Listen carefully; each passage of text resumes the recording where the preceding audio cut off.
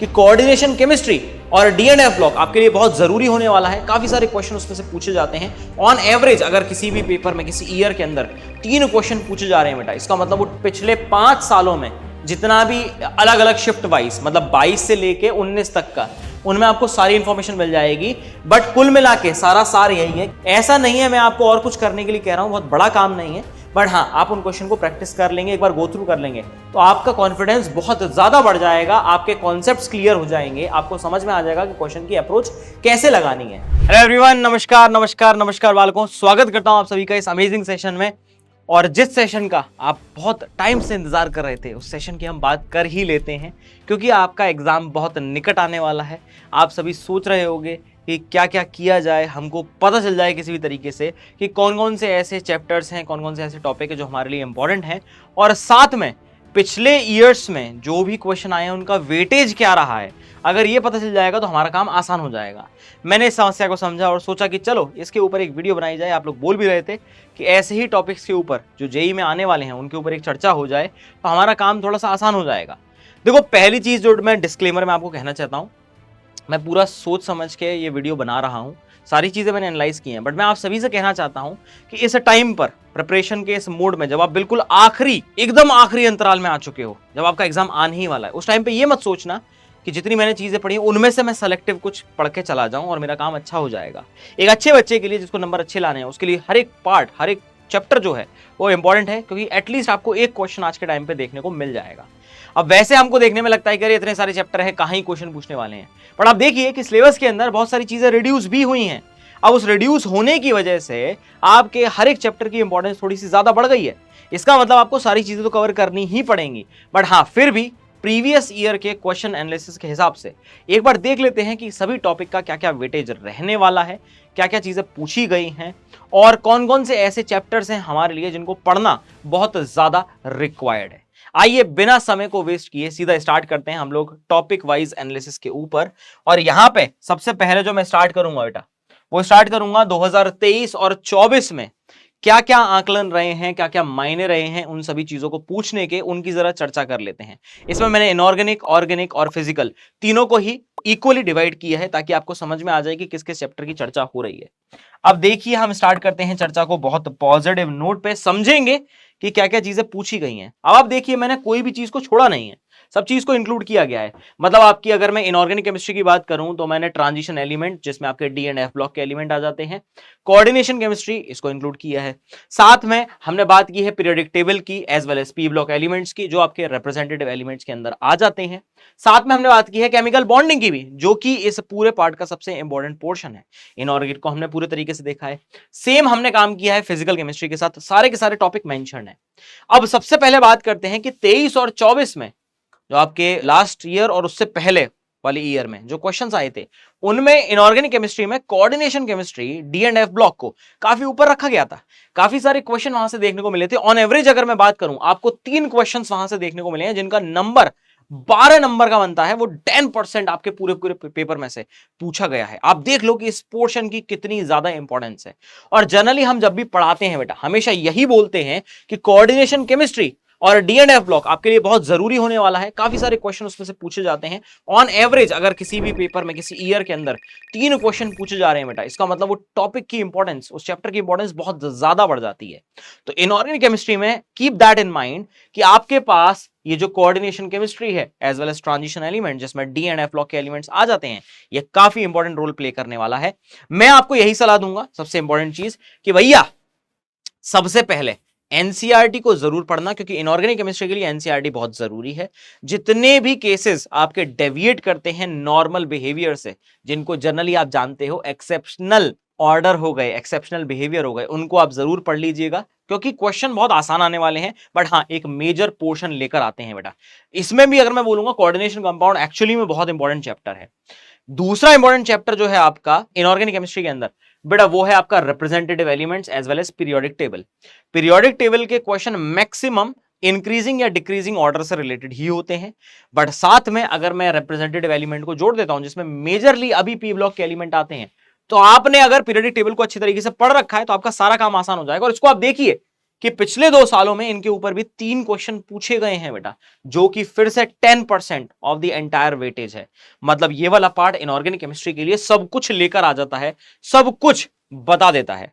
तीसरा जो पोर्शन है इसके केस में विच इज केमिकल बॉन्डिंग, पिछले 2 सालों में क्योंकि इंडिविजुअल चैप्टर है उसमें से ही 2 क्वेश्चन आपको उठ के मिले हैं। अब आप देखिए इंडिविजुअल, क्योंकि यहां तो हमने 2-2 चैप्टर इंक्लूड कर रखे हैं बेटा, केमिकल बॉन्डिंग इंडिविजुअल चैप्टर से 2 क्वेश्चन आ रहे हैं, इसका मतलब that chapter also is a very very important. यहां पर अगर आप देखेंगे आपके पास स्ट्रक्चरल एनालिसिस, ज्योमेट्री हो गई, डायपोल मूवमेंट हो गए, इस टाइप के क्वेश्चंस, बॉन्ड एंगल का एनालिसिस हो गया, एमओटी के क्वेश्चन हो गए, एमओटी खास करके बहुत ज्यादा इंपॉर्टेंट पोर्शन है जिनसे क्वेश्चन पूछे जाते हैं। अगर पिछले 2 सालों में पूछे गए हैं, अभी मैं इनसे पिछले का भी दिखाऊंगा, पिछले 5 साल का भी और आपको बताऊंगा, तो डेफिनेटली आगे चल के भी ये चैप्टर उतने ही इंपॉर्टेंट रहने वाले हैं। आपको you have to make up your mind कि इन चैप्टर्स को छोड़ना नहीं है कैसे भी, क्योंकि आपने छोड़ दिया तो आप इजी क्वेश्चन को छोड़कर जा रहे हैं इसका मतलब, और इजी क्वेश्चन छोड़ने का मतलब है आप पेपर में अपने नंबर कम कर रहे हैं। और जैसे कंपटीशन बढ़ रहा है हमें यही सोचना है कि मैं ज्यादा से ज्यादा नंबर कैसे ला सकता हूं। अगर आप बहुत ही अच्छे बच्चे हैं जो बहुत तरीके से पढ़ते हुए आ रहे हैं, तो आप ये मान के चलिए कि आपके लिए सारे पार्ट इंपॉर्टेंट हैं। बट आप ऐसी स्थिति में हैं जहां आपको लगता है कि कुछ कमियां रह गई हैं या कुछ पोर्शन पे मैं काम नहीं कर पाया हूं, तो ये वेटेज आपकी बहुत हेल्प करेगा कि किस पोर्शन को आप थोड़ा बहुत छोड़ सकते हैं और किस पोर्शन को आपको पकड़ के चलना है। इनऑर्गेनिक मैं बोलूंगा कुछ भी छोड़ के मत चलना, क्योंकि बहुत स्कोरिंग होता है, काफी आसान होता है आपके समझने के लिए। इस पर्टिकुलर पार्ट की इंपॉर्टेंस हमेशा रहेगी और एग्जाम पॉइंट ऑफ व्यू से स्कोरिंग भी ये हमेशा रहेगा, इसलिए इन सारे पार्ट को हम इनऑर्गेनिक केमिस्ट्री के अंदर रख रहे हैं। और आप क्वेश्चन के नंबर देख सकते हैं जिससे आपको साफ पता चल जाएगा कि हाँ इनकी इंपॉर्टेंस है। आगे बढ़ते हैं, आगे हम बात करेंगे thermodynamics, atomic structure, equilibrium, solid state and surface chemistry, nuclear chemistry, environmental chemistry, mole concept, redox, electrochemistry, chemical kinetics, solution. ये सारा पार्ट मिलके आपकी फिजिकल केमिस्ट्री बनाता है। अब आप देखिए इसमें सबसे ज्यादा पार्ट जो है वो आपका थर्मोडायनेमिक्स एंड गैसियस स्टेट से पूछा गया है। थर्मोडायनेमिक्स ऑलरेडी वैसे ही फिजिकल केमिस्ट्री का एक काफी इंपॉर्टेंट और अहम हिस्सा है। आप देखिए उसमें क्वेश्चन जो पूछे गए हैं पिछले 2 सालों में, 2 क्वेश्चन एवरेज देखने को मिले गए हैं, इसका मतलब 6.67% के आसपास ओवरऑल पेपर को वो कैरी करता है। ये भी आपके लिए एक इंपॉर्टेंट पार्ट है। गैसियस स्टेट क्योंकि अब सिलेबस में नहीं है बट थर्मो के अंदर बहुत ज्यादा यूज होता है, इसका मतलब आपको इसको इंक्लूड करना पड़ेगा। बट ऐसा जरूरी नहीं है कि आप गैसियस स्टेट को पूरा थॉरोली मेंस के हिसाब से पढ़ के जाओगे। मेंस में आपको यह भी ध्यान रखना है कि जो चीजें हमारे रेलेवेंस की नहीं है हमें उन पर ध्यान नहीं देना है। Boyle's law, Charles law, Gay Lussac law, speeds हो गई, काइनेटिक थ्योरी ऑफ गैसेस हो गई, अगर हम बात करते हैं उस बेसिस पे, तो हाँ ये वाली चीजें ऐसी है जो क्रूड इस गैसियस स्टेट चैप्टर से ही बिलोंग करती हैं। आपके पास ग्राहम्स लॉ हो गया, Dalton's law of partial pressure हो गया, टिपिकल उस चैप्टर की ही चीजें हैं। वो आप एडवांस के लिए प्रिपेयर करके चलिए, डेफिनेटली वहां से आपको देखने को मिलेगा।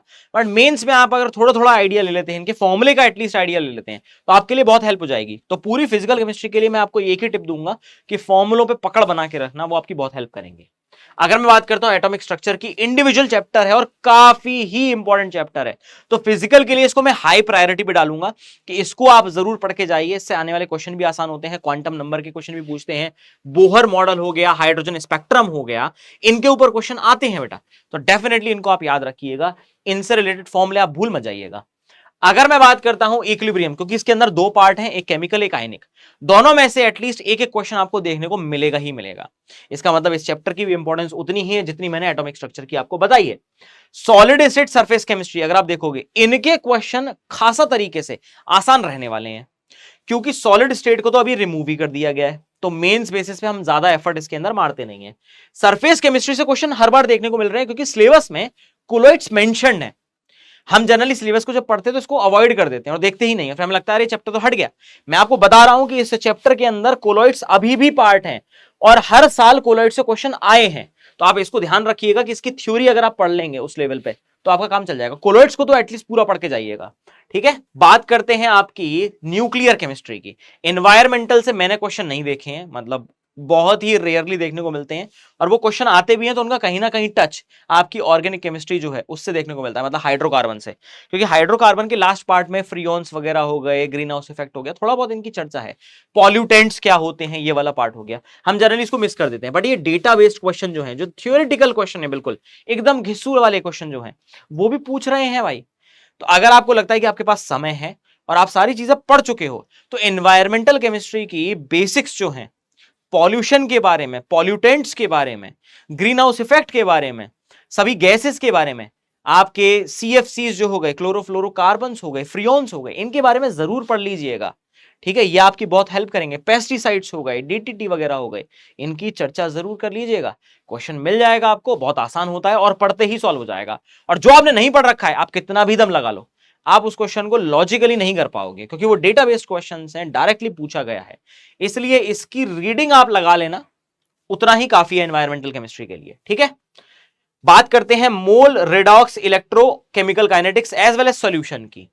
ये पांचों ही चैप्टर वैसे तो जरूरी हैं और 12th में खासा जोर दिया जाता है इनके ऊपर। आप हर साल देखो एटलीस्ट एक एक क्वेश्चन तो पूछा ही गया है, तो हर एक चैप्टर से एक एक क्वेश्चन आना तो लाजमी है, बिल्कुल, ये तो सीधी सी बात है, आएगा ही आएगा। इसका मतलब मैं आपको स्टार्टिंग में इसलिए बोला था कि हर एक चैप्टर आपके लिए जरूरी है, बट आप देखिए कि हर एक चैप्टर में से एक एक क्वेश्चन एटलीस्ट पूछा ही गया है, पूछा गया है, इसका मतलब आगे भी पूछा जाएगा। इन चैप्टर के फॉर्मूले पे मैं लास्ट में आपको बेसिक टिप्स भी दूंगा कि क्या क्या अभी लास्ट मोमेंट पे आपको करना है, जिससे आपका काम सारा आसान हो जाए। और इस वीडियो की आपको खासा जरूरत है, ताकि आपको पता तो चले कि एक्चुअली में पिछले 3 4 5 सालों में हुआ क्या है। वरना आप रैंडमली किसी एक चैप्टर को बहुत ज्यादा तवज्जो दे देंगे और एक चैप्टर को बिल्कुल छोड़ के चले जाएंगे। इसलिए मैं बता रहा हूं कि एक एक क्वेश्चन आया, इसका मतलब ये चैप्टर्स इंपॉर्टेंट तो हैं, ऑल्दो उनका परसेंटेज 3.3% है ओवरऑल पेपर के हिसाब से, बट हाँ, आप देखो कि एक एक क्वेश्चन जरूर पूछा गया और क्वेश्चन आते हैं आसान से ही एक्चुअली में। तो जितने भी कॉन्सेप्ट आपने अलग अलग टीचरों से पढ़े हैं, आप उनको फॉलो कीजिए, सारे फॉर्मूले याद रखिए, काम आसान हो जाएगा आपके लिए। ठीक है, अब बात करते हैं हमारे नेक्स्ट पार्ट पे, जो है ऑर्गेनिक केमिस्ट्री। ऑर्गेनिक केमिस्ट्री में आप देखोगे शुरुआत में काफी सारा पोर्शन ऐसा है जो एक ही चीज से रिलेटेड है, जैसे जीओसी हो गया, जैसे स्टीरियोकेमिस्ट्री हो गई, जैसे हाइड्रोकार्बन्स हो गए, जैसे एरोमेटिक कंपाउंड्स हो गए। ये चारों एक ही पार्ट से रिलेटेड है, विच इज जीओसी आपका। अब आप इसको ध्यान से देखेंगे, आपको एक एक क्वेश्चन यहां पे भी देखने को मिलेगा, बिल्कुल मिल रहा है सर, हमको दिख ही रहा है यहां पे। इसका मतलब ये पार्ट, क्योंकि अगर आपने पहला चैप्टर जो है आपका basic principles as well as techniques related to organic compound, उसको अगर अच्छे से पढ़ लिया, इसका मतलब आपने जीओसी पढ़ ली, इसका मतलब आपने स्टीरियोकेमिस्ट्री पढ़ ली, इसका मतलब आपने एरोमेटिक कंपाउंड के बारे में पढ़ लिया, तो आपका सारा काम बहुत आसान हो जाएगा। एक मेजर चैप्टर से इतने सारे पोर्शन निकले हैं, तो आप सोचिए अगर मैं केवल एक चैप्टर का नाम लेता तो उसके अंदर 1 2 और 3 क्वेश्चन देखने को मिलते एक ही चैप्टर से। इसका मतलब जीओसी जो पहला चैप्टर है आपका ऑर्गेनिक का, वो खासा इंपॉर्टेंट है आपके लिए। और बचे हुए चैप्टर की अगर हम बात करें, जिसमें आपका एल्काइल हैलाइड, कार्बोक्सिलिक एसिड और उनके डेरिवेटिव आपके पास आ गया। इसी के अंदर देखो कार्बोक्सिलिक एसिड एंड डेरिवेटिव में सारी चीजें आ गई आपके पास, यहां एल्डिहाइड, कीटोन सब कुछ आ चुका है, और कार्बोक्सिलिक एसिड वाला पार्ट भी आ गया है। इनमें से एक ही क्वेश्चन देखने को मिल रहा है, पिछले 2 साल की डेटा में जो मिला है वो केवल एक ही क्वेश्चन देखने को मिल रहा है। इस साल भी ऐसा ही होगा, एक क्वेश्चन आएगा ही आएगा। तो हाँ, अगर आपको ऑर्गेनिक रिएक्शंस में थोड़ी भी कंफ्यूजन होती है और आप चाहते हो कि चलो ठीक है, मैं उस लेवल पे नहीं हूं कि अभी मैं सारा पढ़ पाऊं या मुझे डर लग रहा है, तो हाँ, आप इनमें थोड़ा सा टेंशन फ्री हो सकते हो, क्योंकि उतने ज्यादा क्वेश्चन नहीं पूछे गए हैं। साथ में कार्बोहाइड्रेट, अमीनो एसिड और पॉलीमर, इसको मैं छोड़ने की सलाह कभी नहीं देता हूं। ये ऑर्गेनिक केमिस्ट्री का वो पार्ट है जो बिल्कुल इनऑर्गेनिक जैसा है, कि आप चैप्टर पढ़ लोगे आपका काम हो जाएगा। तो इस चैप्टर को याद रख लेना कि कार्बोहाइड्रेट बायोमोलिक्यूल्स वाला जो चैप्टर हो गया, अमीनो एसिड वाला पार्ट हो गया। वैसे इसके अंदर 3 चीजें आती हैं आपकी, carbohydrate, amino acid and proteins. तो आप अगर बात करते हो आपके डीएनए, आरएनए, न्यूक्लिक एसिड जो आ गए, कार्बोहाइड्रेट, अमीनो एसिड बहुत जरूरी है आपके लिए, बट हाँ, पॉलीमर्स वाले पार्ट से इतने ज्यादा क्वेश्चन आपको देखने को नहीं मिलेंगे। बट हाँ, बायोमोलिक्यूल को मैं जरूर रखूंगा टॉप प्रायोरिटी पे, कि इसको छोड़ के नहीं जाना है बिल्कुल भी। ठीक है, ये बात हो गई आपके ऑर्गेनिक केमिस्ट्री की। तो कुल मिला के हमको कुछ की पॉइंट जरूर समझ में आ गए कि फिजिकल में हर एक चीज बहुत इंपॉर्टेंट है, ऑर्गेनिक में मैं कुछ रिलैक्सेशन ले सकता हूं, और इनऑर्गेनिक मेरे लिए पढ़ना मेरे स्कोर को बढ़ाने के लिए बहुत जरूरी है। ठीक है, I hope this part is clear. Same तरीके से देखो, मैं डेटा आपको शो कर देता हूं, ये डेटा शायद आपको दिख रहा होगा स्क्रीन पे, थोड़ा छोटा छोटा दिख रहा है, मैं इसकी पीडीएफ भी आपके साथ शेयर कर दूंगा, कोई दिक्कत नहीं है। पर हाँ, यहां पे पिछले 5 सालों में जितना भी अलग अलग शिफ्ट वाइज, मतलब 22 से लेके 19 तक का, उनमें आपको सारी इंफॉर्मेशन मिल जाएगी। बट कुल मिला के सारा सार यही है कि जो यहां पे मैंने आपको बताया था, ऑलमोस्ट सेम ट्रेंड ही आपको देखने को मिला है। अब आपके काम की चीज देखो, मैं ज्यादा समय वेस्ट करने में भरोसा नहीं रखता हूं, क्योंकि तुम सब जेईई एस्पिरेंट्स हो और अभी प्रिपरेशन के लिए बहुत ज्यादा एक्टिव हो रखे हो, तो मैं चाहता हूं शॉर्ट और क्रिस्प तरीके से तुमको सब कुछ समझा दिया जाए। अब बात कर लेते हैं ऐसे सभी मोस्ट इंपॉर्टेंट पार्ट की जो तुम्हें याद रखने हैं, और कुछ टिप्स ऐसी दूंगा जिससे तुम्हारा काम थोड़ा सा आसान हो जाएगा। जैसे अगर मैं फिजिकल केमिस्ट्री की बात करूं तो फिजिकल केमिस्ट्री में मेरे लिए mole concept, atomic structure, electro, thermo, equilibrium, kinetics, liquid state या गैसियस स्टेट जिसकी हम बात करते हैं, और सरफेस केमिस्ट्री, ये वो पार्ट है जो मेरे को करना बहुत ज्यादा रिक्वायर्ड है। अगर मैं उस स्टेज पे हूं कि मैंने इनमें से कुछ छोड़ रखा है तो मैं अभी इन पे फोकस कर लूं ताकि मेरा काम बहुत आसान हो जाए। इनऑर्गेनिक में मैं बोलूंगा कि सब कुछ कवर कर लो, सब कुछ ही जरूरी है तुम्हारे लिए इस टाइम पे। मतलब कुछ बताने का कोई फायदा नहीं है कि इसको छोड़ दो उसको कर लो, क्योंकि क्वेश्चन कहीं से भी आ सकते हैं। बट फिर भी जिन चैप्टर्स में मैं जोर देना चाहता हूं, कोऑर्डिनेशन कंपाउंड हो गया, केमिकल बॉन्डिंग हो गई, ठीक है, chemical bonding and molecular structure, आपकी पीरियडिक टेबल हो गई जिसमें सारी चीजें इलेबोरेटली दे रखी हैं, और साथ में आपके ब्लॉक के एलिमेंट्स हो गए जिसमें P block, D and F block. ये वाला पार्ट आपका बहुत जरूरी है। तो कुल मिला के आप देख लो कि इनऑर्गेनिक एक्चुअली में पूरा ही आ गया है। ये सब आपको करना चाहिए क्योंकि स्कोरिंग भी है, इजी भी है, और आप आराम से कर सकते हो। अगर आपको कोई भी डिफिकल्टी आती है जस्ट लेट मी नो, मैं कोशिश करूंगा कि उस पर्टिकुलर पार्ट से रिलेटेड आपके लिए कुछ हेल्प मैं प्रोवाइड करवा सकूं। आपको अगर कोई और भी चीज जाननी है, आपको लगता है कि हाँ इस चीज की इंफॉर्मेशन हमारे लिए सर बहुत ज्यादा रिक्वायर्ड है, तो आप मुझे कमेंट बॉक्स में जरूर बताइएगा ताकि मैं आपकी हेल्प कर पाऊं। ठीक है, बात करते हैं ऑर्गेनिक केमिस्ट्री की। मैं बोलूंगा पहला चैप्टर बहुत जरूरी है भाई, जीओसी बहुत जरूरी है, उसको बिल्कुल नहीं छोड़ के जाना है। उसके अंदर सब चीज आ जाती है, आपके आइसोमर्स आ जाते हैं उसके अंदर, आपकी जीओसी इलेक्ट्रॉनिक इफेक्ट्स आ जाते हैं, आपका नॉमेनक्लेचर आ जाता है उसके अंदर, आपकी मैकेनिज्म आ जाती है उसके अंदर, आपके अंदर न्यूक्लियोफाइल, इलेक्ट्रोफाइल सब कुछ आ जाते हैं उसके अंदर। ये पार्ट आपके लिए बहुत जरूरी है। ऑक्सीडाइजिंग एंड रिड्यूसिंग एजेंट को मैं खासा जोर डालूंगा, उनको जरूर पढ़ लीजिएगा, आपकी बड़ी हेल्प करेंगे। एरोमेटिसिटी एक बहुत इंपॉर्टेंट पार्ट है, उसको आप जरूर पढ़िएगा। चैप्टर वाइज कहूं तो आपके पास एल्काइल हैलाइड हो गया, आपके पास एल्डिहाइड कीटोन हो गए, और कार्बोक्सिलिक एसिड हो गए। इन पे आप पकड़ बना लीजिए, आपका काम हो जाएगा। थ्योरी वाले पार्ट में अगर मैं इंक्लूड करूं ऑर्गेनिक में तो डेफिनेटली बायोमोलिक्यूल्स कुछ भी छोड़ने के लिए नहीं है। अब देखो इस पूरी वीडियो को देख के काफी सारे बच्चे यही कहेंगे, अरे गुरुजी यही कह देते सब कुछ पढ़ना है। तो बेटा मैंने शुरुआत में ही बोला था, जिनको अच्छा स्कोर करना है उनके लिए every part is important part. आप कुछ छोड़ के नहीं जा सकते क्योंकि आपके नंबर दाव पे लगे हुए हैं। बट ये हेल्प केवल उन बच्चों के लिए है, समझदार देखो समझ जाएगा इस बात को, वो ऐसे क्वेश्चन भी नहीं करेगा कि इससे तो अच्छा ये बता देते कि सब कुछ ही करना है। ये केवल खाली बैठने वाले इंसान इस चीज के ऊपर कमेंट करते हैं कि अरे इससे तो हम सब कुछ ही कर लेते, उसमें कौन सी नई बात बता दी है। समझदार इस बात को समझता है कि आज के टाइम पे ऑलरेडी टॉपिक्स रिड्यूस हो चुके हैं, चाहे वो इनऑर्गेनिक से चैप्टर हटाए हो, हाइड्रोजन हो गया, एस ब्लॉक हो गया, चाहे आपके फिजिकल केमिस्ट्री से हटाए हो, सॉलिड स्टेट हो गया, सरफेस केमिस्ट्री हो गया, आपका गैसियस स्टेट हो गया, या फिर आपके ऑर्गेनिक से हटाए हो, ठीक है, पॉलीमर्स हो गए, केमिस्ट्री इन एवरीडे लाइफ हो गई, कहीं से भी हटाए हो, तो जब नंबर ऑफ चैप्टर रिड्यूस हुए इसका मतलब हर एक चैप्टर अब इंपॉर्टेंस में आ गया है, हर एक क्वेश्चन पूछा ही जाएगा। तो इस बात को आप ध्यान रखिएगा, ये केवल उन चीजों को लेकर बनाया गया है कि जिन पे क्वेश्चन पूछे गए तो जहां जहां आपको जोर देने की जरूरत है। आशा करता हूं ये वीडियो आपके लिए थोड़ी हेल्पफुल रही होगी। अब बात आती है कुछ इंपॉर्टेंट टिप्स की बेटा, जिसका आप शायद इंतजार कर रहे थे। अब बात आती है कुछ इंपॉर्टेंट टिप्स के बारे में, इनकी भी जरा चर्चा कर लेते हैं बेटा। ठीक है, इंपॉर्टेंट टिप्स में केवल सबसे पहली चीज बेटा, अगर मैं फिजिकल केमिस्ट्री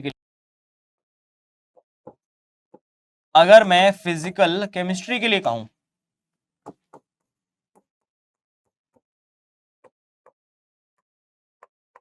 आपको याद रखना है फॉर्मूलाज पे खासा जोर डालना है, इसको आप नहीं बोलेंगे। और फॉर्मूला पढ़ने का मतलब ये नहीं है कि आपने बस रट लिया कि पीवी इक्वल टू एनआरटी है, delta G equal to delta H minus T delta S है। फॉर्मूला पढ़ने का मतलब है आपको हर एक टर्म का मतलब पता होना चाहिए, और आपको यह भी एहसास होना चाहिए कि इस फॉर्मूले से रिलेटेड क्या क्या पूछा जा सकता है। यह बहुत इंपॉर्टेंट टिप है। ये काफी बच्चे इसको छोड़ देते हैं क्योंकि दुनिया में यही चल रहा है, फॉर्मूले याद कर लो, फॉर्मूले याद कर लो, फॉर्मूला। कोई ये नहीं बताता फॉर्मूले याद करने का तरीका क्या है, क्योंकि क्वेश्चन में वो फॉर्मूला कैसे लगना है ये किसी को नहीं पता होती है। तो आप याद रखिए कि फॉर्मूला तो आप फोकस करेंगे ही करेंगे, बट उस फॉर्मूले में क्या क्या वेरिएबल है और क्या क्या पूछा जा सकता है, अगर आप इतना एनालाइज करना जानते हैं तो आपका सारा काम हो जाएगा। तो फिजिकल में मैं इसी के ऊपर जोर डालूंगा। अगर मुझसे पूछा जाए कि भैया इनऑर्गेनिक के लिए कुछ बता दो, कि सर इनऑर्गेनिक केमिस्ट्री के लिए भी आप कुछ गुरु मंत्र दे देते तो हमारा काम हो जाता, मैं बोलूंगा बेटा इनऑर्गेनिक के लिए जितने भी ऑर्डर्स हैं बेटा, चाहे वो इंक्रीजिंग हुए चाहे वो डिक्रीजिंग हुए, आपकी पीरियोडिक क्लासिफिकेशन हो गई, कोऑर्डिनेशन हो गया, एज वेल एज बॉन्डिंग हो गई। इन पे आप जरूर जोर डालिएगा, ये आपके नंबर बढ़ाने में आपकी बहुत ज्यादा हेल्प करने वाले हैं, ठीक है। और अब तीसरा पार्ट जिसमें हम बात कर रहे हैं ऑर्गेनिक केमिस्ट्री की। ऑर्गेनिक के लिए मैं बोलूंगा आप जीओसी को सबसे पहले प्रायोरिटी पे रखें, इसको अच्छे तरीके से समझें। और जीओसी के अंदर सब कुछ आ जाता है, यहां पे आपका आईयूपीएसी भी आ जाएगा, आइसोमेरिज्म भी आ जाएगा बालकों।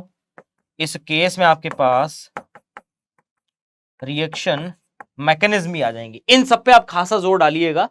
अगर आपको लगता है कि हाँ इन पे हमने काम नहीं किया तो लास्ट मोमेंट पे इन पे जरूर ध्यान दीजिएगा। आपकी काफी सारी ऑर्गेनिक रिएक्शंस तो मैकेनिज्म के बेसिस पर ही निकल आएंगी। हाँ एक पार्ट और मैं कहना भूल गया कि आपके पास नेम रिएक्शन भी आने वाली है, ठीक है। तो नेम रिएक्शन पे भी आप जोर डालिएगा। नेम रिएक्शन कुछ ही चैप्टर से रिलेटेड है बस, ठीक है। कुछ ही चैप्टर के अंदर नेम रिएक्शंस आपकी आती हैं, तो बस उन पे फोकस कर लीजिएगा। तो ये तो वो पार्ट हो गया जो हमको बताना था। अब कुछ चीजें ऐसी हैं जिसके ऊपर मैं और चर्चा करना चाहता हूं, बस थोड़ा सा समय दीजिएगा। आपका ज्यादा टाइम वेस्ट करना मुझे भी अच्छा नहीं लग रहा है, बस हाँ ये जरूरी है थोड़ा सा, इसलिए मैं बता रहा हूं।